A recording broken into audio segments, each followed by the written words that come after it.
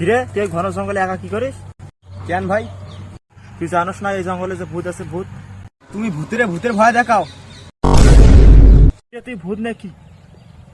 ভয় পাইছে। তুই তো জানোস জিন আছে, জিনকে তুই বিশ্বাস করস? হ্যাঁ ভাই, বিশ্বাস করি।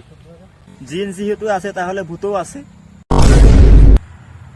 তুইও ভয় পাইছস, যেহেতু জিন আছে তাহলে ভূত তো থাকবো, এটা স্বাভাবিক। ভাই তুই একা একা জঙ্গলে কি করস? আরে আমি একা কই, আমার লাগাতে ও আছে। আরে ভাই এখানে তো কেউ নাই।